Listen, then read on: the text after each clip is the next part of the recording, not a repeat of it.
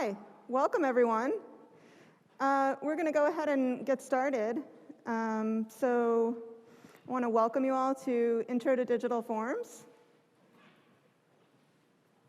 I'm going to go ahead and expand my window here. So we're going to work through just all the sort of, possibly slightly boring stuff that you do on the first day of class. I will give you a big welcome, and we'll kind of go through all the details of what you might expect and what you might kind of think about learning in the class. So I think I'll go ahead and start with just a few slides that I have prepared for today, and we can find a little bit more out about what's going on in this class. And then I'll get into the website and how the Canvas site works and what my expectations are of all of you and what you can expect from me. So, it's Art 107. There's a lot of you here. So obviously, most of you have a real concrete reason to be here, like you're in a certificate program and this course might be required. You're in the art department, the course might be required. Some of you might be here because you actually heard it was fun. I'm not going to disavow any of those rumors that this class might be fun. I hope it is. So for all of you, I hope you have a great time. The class has two main components in it. So we're going to be talking about practice, and we're going to be also talking about context. I think that obviously the class also has two kind of functional parts, like the lecture part and the lab part. And in the lecture part, you get to see me pretty much full time. I think I, attend and manage pretty much every lecture, unless something terrible happens, which we'll get into later. We have to cover that. But you can expect to see me every day in lecture. So within the lecture section, we address both of these things. We address practice and context. So what does practice mean? Practice, put simply, is kind of a fancy, maybe slightly pretentious, arty way of saying doing stuff. We're going to do stuff. We're going to make art, and I'm going to show you different ways to do it. So I'm going to spend time in our class here, walking through how you would complete the sort of projects that are required for the sort of, the grade. We're going to walk through making art in a bunch of different ways. And we're going to talk about, which methods are better or worse, and, maybe some, hopefully give you some information to avoid terrible mishaps in the future. Context has to do more with kind of what's going on in the world of art. And as most of you probably study a world, whether it's, a science world or a literature world or whatever, all of those worlds are like little universes unto themselves. And so we're going to kind of unpack a little bit of what's going on in the art universe with an eye towards technology. And we're also going to take a brief nod towards history because, as I'm sure you're all aware, there was some stuff that came before now, and some reasons why we do things the way that we do them. And often, we don't do things because that's the right way to do them. We do things because that's the way that people have done them in the past. And, these sort of things just carry on, right? So we're going to look at a little bit of, history. We have sort of different sections to the class. There's about 4 different sections. One section is the digital imaging section, and for digital imaging, we're going to work with Photoshop. Quickly on the topic of Photoshop, we are significantly using 2 Adobe apps in this class, although you could use more if you're already fluent in them.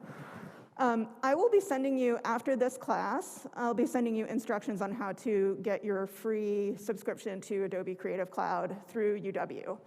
I like to send that out after I get the chance to see you in person. just because that's how I do it. So that's how I've always done it. Must be right.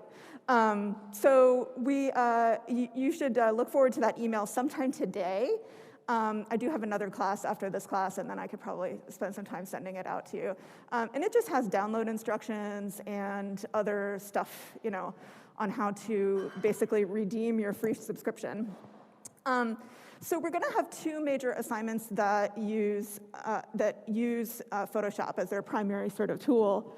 We're going to look at themes related to image composition. In other words, we're going to spend some time talking about just what makes a good image, what makes a compelling image, what makes an image that other people want to look at. And we're going to talk about, some of the ways that we can use Photoshop to kind of, massage images into what we might want them to be. We're also going to talk about, the idea of image appropriation. There's actually a lot of fun sort of side topics that we can talk about in this class, like here's a big one, how our sense of reality has gotten completely disconnected from images, or how images influence our sense of reality, either maybe making us think that things are real, or undermining our sense of reality and making us think that things are not real. So we're going to address a lot of that stuff through the lecture content. And here's just a couple of quick examples of some student work that came through Photoshop. So we'll look at both kind of subtle ways of manipulating images and then maybe not so subtle ways of making multi-image compositions. The sort of second unit is dealing with time-based media. So we're going to take a look at animated GIFs. We're going to make animated GIFs in this class, which I personally, there's not like one thing in the class that's my favorite thing, but that's totally my favorite. I pretty much can't get enough of animated GIFs. And obviously, the great thing about animated GIFs is that you can share them with all your friends. So that's definitely super fun. We also spent some time talking about video editing and how you can deal with editing, video in a kind of more professional context than, chopping it together on your phone. Which, not that there's anything wrong with that. I do that sometimes if I need to, put a video of my cat out there.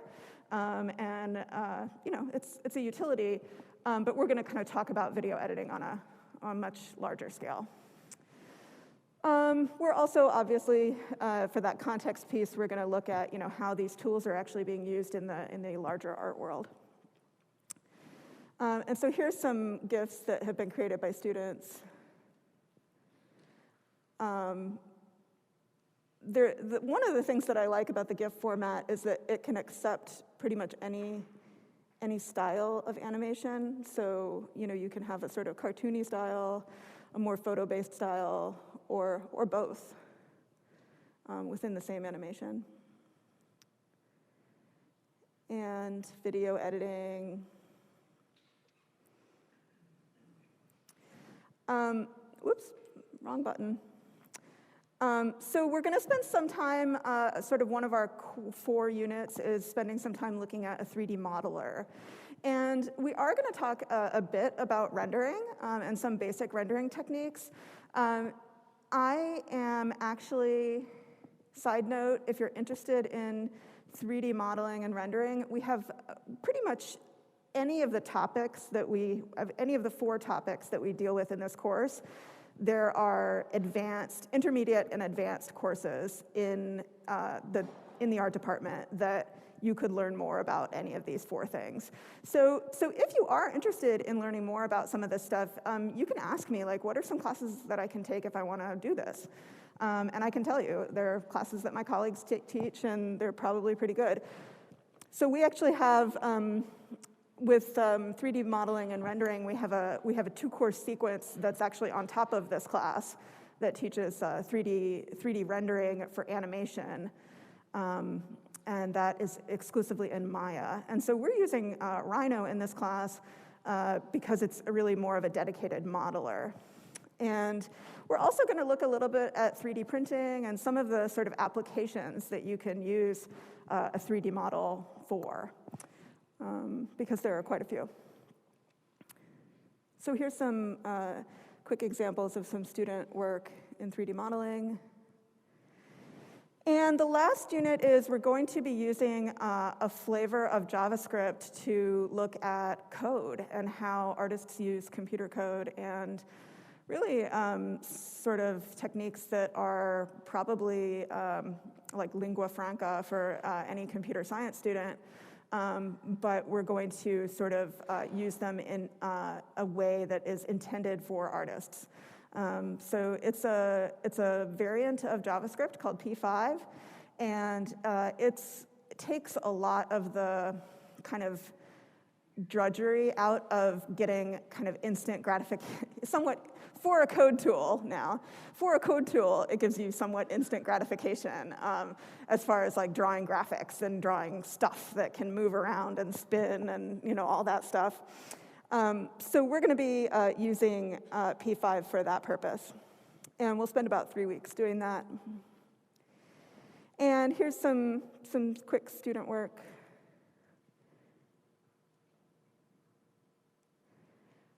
Oh, yeah. I am also a person that teaches this class. So I'm going to spend a couple slides, telling you a little bit about how I came to do this, and also, I guess, in general, how I came to do digital art and what I do. Probably, maybe even before this short little bio selection, I will say that when I was a teenager, I dropped out of high school. Fun fact, I don't usually tell people that. I figure the fact that I have an advanced degree kind of cancels that out at this point. Yeah, I dropped out of high school because I was bored, and I was kind of a gamer.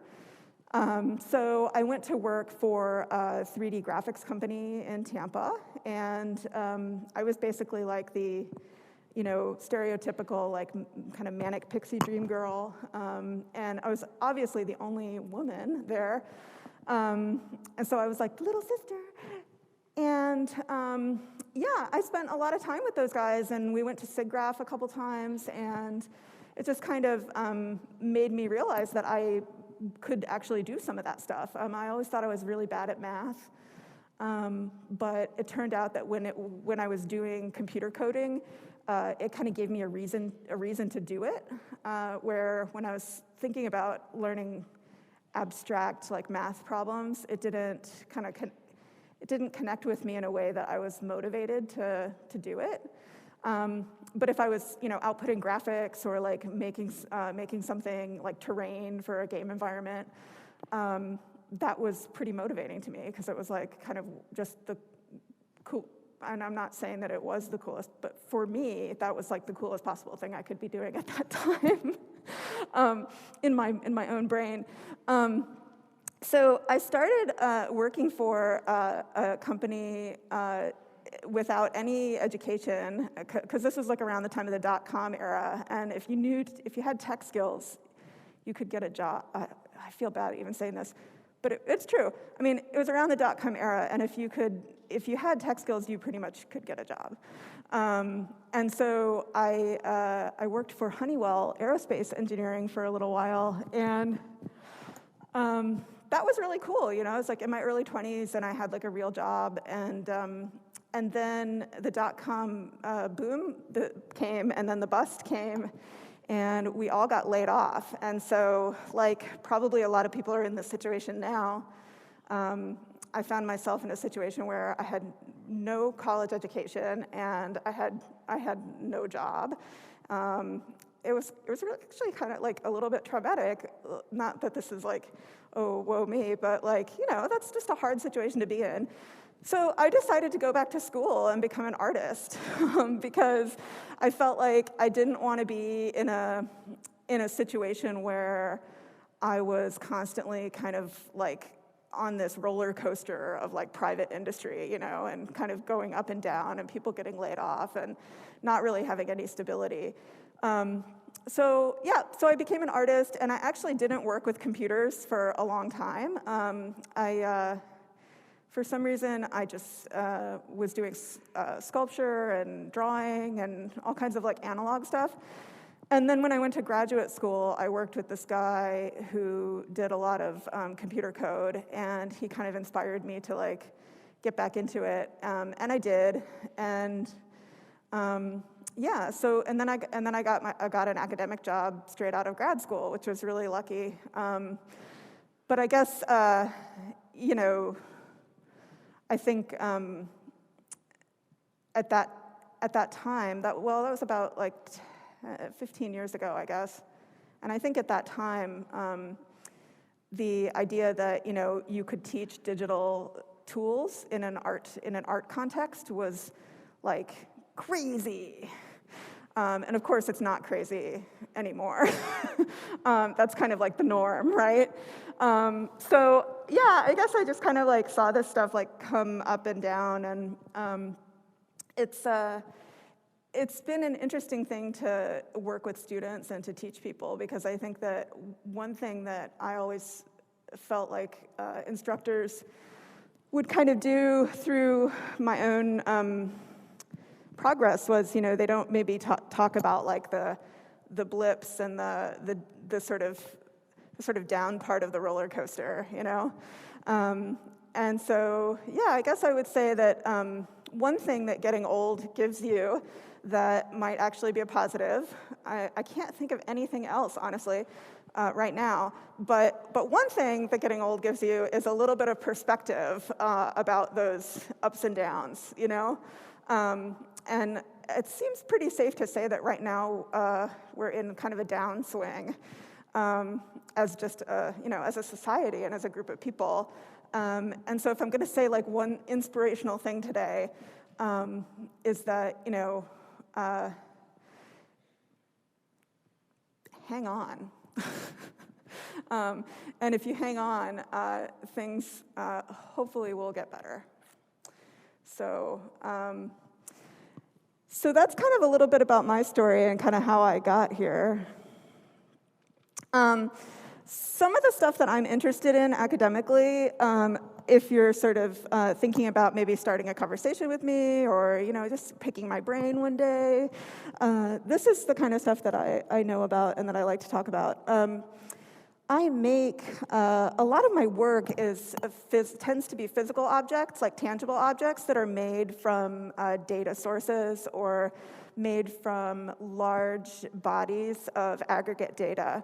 So what do I mean by that? Well, Natalie actually worked for me last year. We'll introduce the TAs in a second. Natalie worked for me last year, and she sourced like a couple hundred cats, 3D models of cats from the internet. And I'm working on a piece of code right now that is going to glom all of the cats together into one giant cat ball. And then I'm going to make a 3D animation of it. So that's like the kind of stuff that I do, is usually like stuff made from other stuff. I know that's like sounds pretty vague, but that's kind of how it is. A lot of my thematic interests maybe have to do with gender and power. I look at under and unrecognized histories a lot in some of the projects that I've done. And I'm also really interested in non-human perspectives, like plants, animals, and algorithms. Emphasis right now on the plants and the cats, definitely. So, like, technologically speaking, some of my interests are in VR and AR. I'm not really interested in doing it. I'm more just interested in looking at what other people are doing with it right now. And I'm also interested in AI. I have always been, that's a long-standing interest, have been interested in AI and machine learning. And I have some colleagues around the country that are doing some really interesting things with machine learning. So I do have hobbies, and you know, I started having hobbies maybe like a decade ago or so when I got done with school, because I decided that I wanted to be like a rounded person who wasn't just like, you know, working like 80 hours a week. So I started growing my own vegetables, and that's been going really well. Playing D&D, that's actually something I've been doing since I was a teenager. So I'm in a campaign right now that has been going on for about 3 years, and just in case you're curious, I am a half-elf bard. So, and it's pretty much cats all the way down, all cats all the time. So here's a couple of links to a couple of projects that I've done. I don't think I'm going to show you the projects like during class because they're videos and they take up some time, but if you're curious, you can check them out. And mostly I'm really excited about, kind of getting started on an awesome semester with you all. I think the whole point of this class is to really engender, a sense of creativity in all of you, and with that creativity, comes like a sense of freedom and a sense of feeling really like seen and valued. And I think that that's something that, you kind of just have to carry with yourself, but it's also something that me and the TAs really do our best to like create that environment for you. So let me go ahead and show you the syllabus. We do have a syllabus. Okay, so let's see. Okay, so syllabus, yes, everything's on Canvas. I'm sure that you're used to that by now. Blah, blah, blah. There's this mandatory, they make us put this in now, mandatory sort of rationale on how you'll be spending your credit hours. I don't really understand what it means, to be honest. My email is meg.mitchell@wisc.edu. Just quick tip, best to actually send me a real email. If you send me an email on Canvas, I may not see it, and I've tried to work with the tech people like several times to get Canvas to forward to my email, and for some reason it won't do it. So if you can actually just send me a real email, that's definitely the best way to get in touch with me. My email policy is hopefully pretty reasonable. While I may sometimes respond quickly to your email, don't expect an immediate response. I will do my best to respond to your email within 24 hours or the next business day. So I do sort of like try to balance my life a little bit by having this concept called the weekend. I tried to practice the weekend. Now that's not to say that I may not email you back at 2 in the morning on a Sunday, but definitely don't expect it. I have a listing here of the TAs and their various email policies. Maybe now would be a good time to introduce you to 2 of our TAs. So first, we have Claire. Claire, do you want to, come on. Oh, God. Yeah. Hello. Wow, that's loud.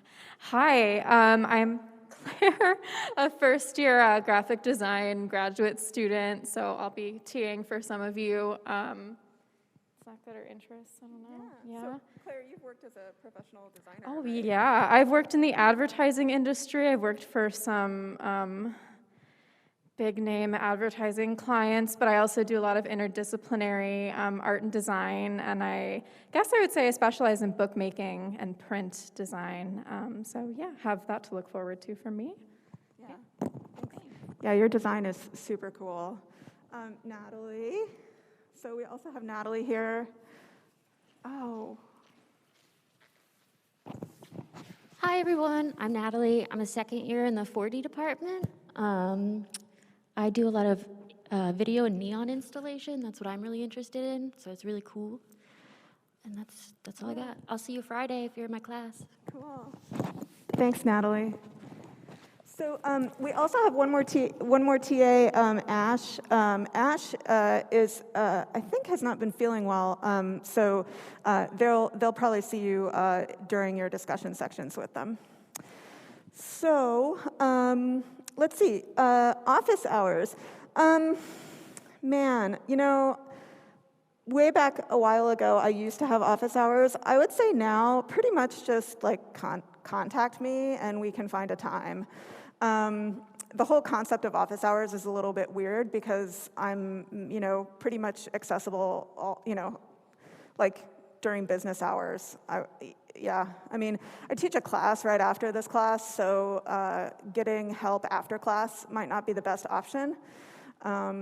Other than that, I think we can probably just work it out and find a time. In general, I'm happy to meet with you. Obviously, if you're having a problem with like your grade, or you're having a problem with, your progress through the semester that are maybe, due to some like outside factors, those are things that you would definitely want to talk to me about, and we can see if we can work something out. Also, in general, if you need help with a project or you need sort of just like a second pair of eyes other than the TA, I would be happy to do that as well, and I provide that service for lots of students. So also, if you do want an in-person meeting, I'm happy to meet with you one-on-one in person. I have an office on the 6th floor of this building. So if you do decide for some reason that you really want an in-person meeting with me, that's just for your information, that's where it would be. So, okay. Online resources. Yeah, this is actually probably not a bad thing to kind of point out. I'm very careful about pacing out the class so that I don't kind of overwhelm you all at once right before a deadline. That being said, the worst possible thing that you could probably do is not attend class and then view all the lecture captures like the day before you do an assignment and turn it in. Maybe, I guess you could do that, but it's not really fair to yourself because it's not really giving your brain like enough time to kind of like stew, on some of this information. Especially with the creative process, sometimes it takes a while, for you to sort of come up with ideas and then see something and then change your mind and then go back to it. So I guess in general, I would just give you the word of caution about maybe not, procrastinating. There, I said it. I know, it's like, I do it too. Okay, required reading, everything's on the Canvas site. Course description, I think we kind of already did that. No jerks rule. So this is like not sort of maybe phrased in a way that might make you think it's a joke, but it's sort of not. When people express themselves creatively, they put themselves in a position, and I know this from personal experience, the TAs know this, you put yourself in a position where you're kind of vulnerable, right? And you don't really know what people are going to think of your project. And so I guess I would say, try to, when you're in a critique situation in particular with the TAs, try to treat people with the same level of care that you would want to be treated. And, that would be great. So let's see. Also, course calendar on Canvas. Whoops. Required materials. This is an interesting topic. So we do use networked storage provided by the university. And my recommendation personally is Google Drive because they give you more storage. I think they give you 2 terabytes nowadays. By the way, you could actually, I pay for that from my personal account. So it's really kind of nice that the university gives that to you. I would definitely take advantage of it. That 2 terabytes of storage should be more than enough for what you need in this class. I guess my caveat to that would be that if you're living off campus, or even if you're living maybe in a dorm or somewhere in the city of Madison that has really slow internet, uploading and downloading a video off of Google Drive could be a big deal. And when I say a big deal, I mean really hard. So in that case, if you know that you have any kind of like limited internet connectivity, you definitely would want to consider getting a physical drive. And you should be able to get a 1 terabyte or 2 terabyte drive for under $100. And just if you've got a Mac or a PC, it might have different connectors, so be mindful of that. But I do think it's nice to have a physical drive, just for those situations where you might be traveling and you really don't know if you're going to have sick, fast internet. I know for most of you that live in the dorms on campus, my office, I'm sure has the same internet access, and it is ridiculously fast. Like, I can download a movie in like less than a minute. So yeah, it's not a problem here on campus, but depending on where you're at, you may want to sort of think about that. Grading for the class. Grading is pretty straightforward. We have assignments, and those are going to be pretty much the majority, or at least half of your grade. There are 8 assignments throughout the semester. There's 2 exams, so there's a midterm and a final. If anyone has any questions about those, I can answer them, I don't know, maybe next class. They're multiple choice. We do reviews beforehand. They're scheduled on Canvas, so I'll probably talk more about those in a little bit. And then the other 20% of your grade is given to you actually by the TA. And that is your class participation. And so that includes pretty much like any kind of supplementary, like maybe you do an online crit one day, or you attend crit and you contribute with remarks. I guess I will say, I'm sure everybody's wondering this, is attendance to lecture required? That's a great question, Meg. The answer is, I would love to see you. I do really enjoy seeing all of you. I am going to be making the lectures available on video. And if you would like to catch up with them on video, that is your right as a human being.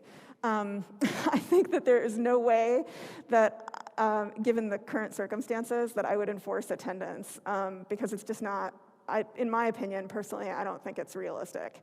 So, so my only sort of caution as far as like attending lecture remotely, I will probably post lectures definitely within the evening of the day that I teach the class. My only sort of caution on that is, like I said before, not to kind of like fall behind and watch 8 hours of lectures on the Friday before you do your assignment, because in the lectures I go through a lot of the tools that you need to complete the assignments. So I would just kind of like stay on schedule as best you can. And also, when you do come to class, feel free to spread out. I actually requested this classroom specifically because I didn't want people to feel like uncomfortable that they were like jammed up next to each other, which was kind of how it was last semester. So, so if you do come here, don't feel like you have to like, be like right here. Do whatever makes you feel comfortable. If sitting in an area where not very many people are sitting is going to make you feel comfortable coming to class, by all means, like go for it. Also, as far as attendance goes, I will let you know super clearly that attendance to discussion is required. So we are asking you to attend discussion. Now, of course, if there's a reason why you can't attend, like for example, if you're sick, do we want you to attend discussion? Absolutely not. Of course not. No, and definitely just keep in touch with us and let us know what's going on if you have to be kind of gone for a long time. Does anyone else have any questions about the, anyone else? Does anyone have any questions about the attendance policy? Okay, good. We're sort of, I think it's pretty like, we don't have one, basically. that's the policy. Participation policy, yeah. So there's 2 ways that your course participation is measured. One is critique participation, and one is instructor-measured course interaction. And so there are some discretionary points for the TA to say, wow, I've been teaching for 15 weeks and I don't remember who this person is because they've never spoken to me. That is maybe not a very, that's not very participatory. So I think just on a basic level, like, do you sort of interact and participate? And I think mostly that's, in critique and in other sort of like group discussion settings. Okay. Let's see. Yes, and of course, again, major caveat here.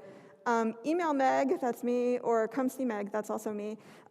During my office hours, if you're having any problems with engagement and want to speak about it, we are prepared to work with you. Also, now that I'm getting into the kind of gobbledygook stuff, I'll finish this up actually by talking about well, it's somewhere in there, McBurney accommodations. If you have McBurney accommodations, it may be somewhat interesting for you to know that McBurney has not notified me or the TAs of anybody's accommodations yet. We typically, before the semester, we receive like a passport or a letter sort of saying what your accommodations are. I am absolutely happy to work with you to meet the requirements of your accommodations. So I think given the situation, it might be useful for you to send me an email and let me know what accommodations you need. I will say with fairly proudly that I have not met an accommodation that I cannot meet. So I think we just basically kind of need to know what we're working with. So also privacy stuff. Obviously, we will keep your records private. Yes, please quarantine if you get COVID. And then, we try to foster a welcoming and inclusive community for people from every background. So I think that's pretty much it on the syllabus. Let me show you some things on the Canvas website. And we can kind of get into that. So there's some sort of general information about the course on the Canvas website. You'll find that at the top. We have, obviously, the syllabus. This is sort of the final grade breakdown that I adhere to in terms of like how many points is an A, blah, how many points is a B. People like to see that, so I put it up there. The classroom where the discussions are held is actually, let me put that in right now. The classroom where the discussions are held, you have after-hours access to that room after classes are held.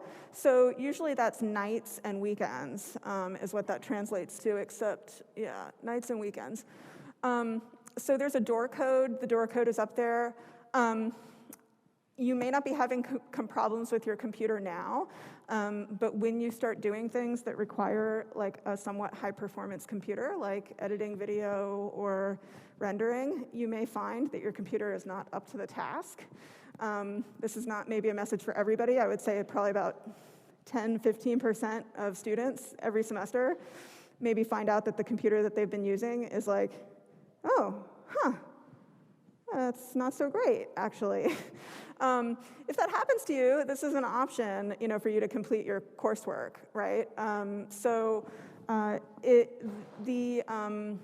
There are other options available to you on campus. So if you do find yourself sort of hitting a wall with your computer, we can definitely, point you to some resources.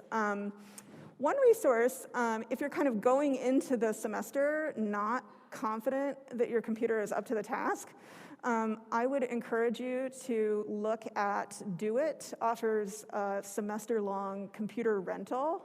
I believe it's like $100 a semester, and you can get a MacBook Pro that is completely serviceable. So if you're in a situation where maybe you're not sure if your computer is like up to the task, that might be something to consider. Anything else about the classroom? I don't think so.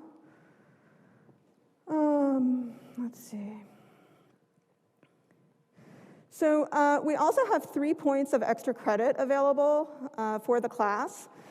Those 3 points are 3 points onto your final grade.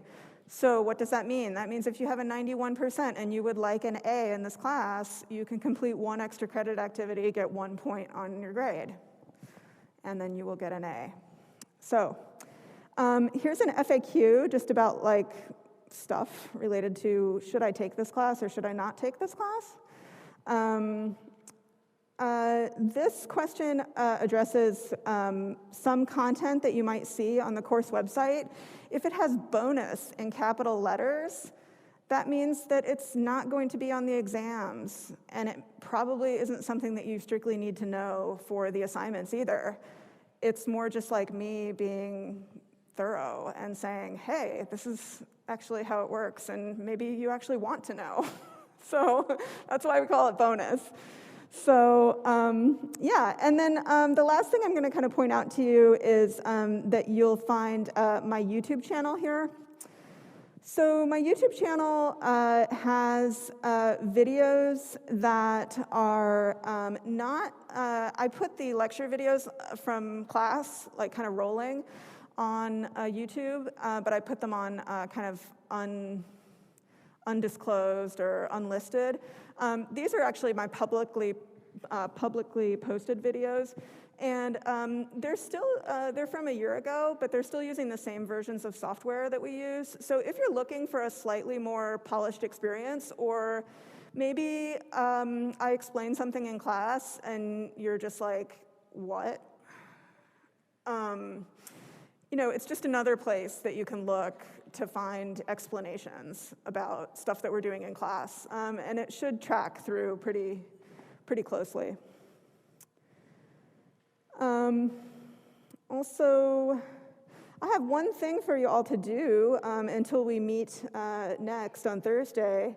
I would like you to post a GIF image, 5 GIF images that explain who you are as a person. And I'll show you mine on Thursday, and we can kind of compare and contrast unconsciously. And the TAs will show you their 5 as well. We have, that's just kind of a thing we like to do to, get things started. It's an icebreaker, as you would say. Does anyone have any sort of like questions before we wrap up? We'll start with a lecture on Thursday. Yeah. The discussion, yeah. Yeah, sorry, I use the word discussion and lab interchangeably. Yeah. Good question. Is that Ash's lab? I don't have my phone with me. If you want to wait, I'll text the instructor and find out. My guess is yes. Yeah. Huh? Sure, why don't you text him? What?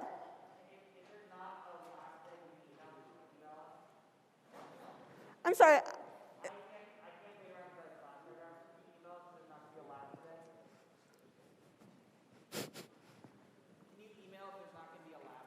Absolutely, yeah, of course. But my assumption is that there is. because Ash is pretty on it. Okay, so hey everyone, have a great couple of days, and I'll see you on Thursday.